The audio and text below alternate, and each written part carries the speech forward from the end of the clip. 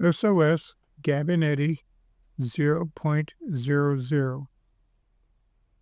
wherein Gabriel Lee Orgrease introduces the ghost author of his memoir,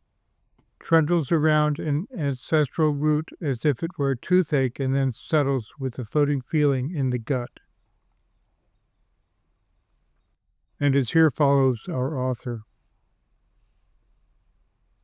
I cannot exactly say that this is a memoir that follows here in this presentation, as it was ghost written. I could say that I am the author and that I like to talk about myself and my family in an omnipresent third person, and have been doing so as a family quirk,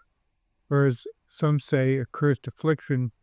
for several generations and at least 3 centuries. But it would not be quite so of a white lie. I had considered changing my name and publishing under a fashionable pseudonym, but my ancestry would be denied the fruits of their adventurous struggles in my refusal to use the name given me of my birth. To also ignore the fact that there are a multitude of us in the extended family with the exact same name would defeat the purpose of our family name traditions intended to subvert the thought police, or you for that matter, from being able to track us as distinct individuals with subjective personalities. We are clones of clowns, sort of like a cluster flutter to clog up the arteries of the bureaucratic clerical savants of the bourgeoisie. We are an international in and of ourselves. Some faux conservative television pundits even go so far as to say that we have no class, though our genetic tendency is more to lean toward chaos, madness, and the general disorder of a random pile of old books, banned books often, than to hold any class, whatever the subject that entertains us at the moment. In such, it was our little-known ancestor, Matthew Donkey P. Orgrease, and it is prudent of polite etiquette that you don't get to know what the P of his middle name spelled,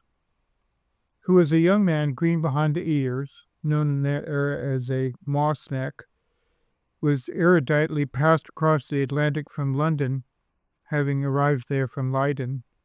aboard the square-rigged carrack the Fortune to arrive in the fall of 1621 to the obscure colony of Cape Coriander. As to the Fortune, as a family, we always seem to be on the second boat and never of the first, which probably adds up to how we ended in Bullamanca dirt rich, as they say, on farmland that is mostly oddly shaped boulders, glacial till with opulent deposits of iron, that litter the surface of the fields that themselves are enveloped all around by many acres of kettle swamp. Pretty swamp, yes, very pretty for swamp, but all it grows of any merit is skunk cabbage, voracious picture plants, a pretty yellow iris, and mosquitoes the size of retail hawks.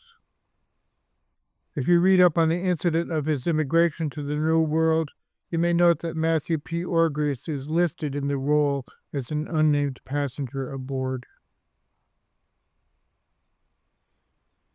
At first, Matthew was no more suited for the wild environment of the New World than a stamp peddler on an ox-drawn subway, but with hard work and lust in his blood, he soon married and bore issue,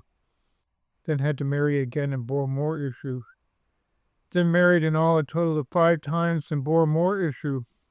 even 6 and 7 times before he was through with it all, tired of a cycle of groom to widower and forced to tend to babies as a single father, having to climb the pious community lard pole each year in order to secure another hefty bridesmaid,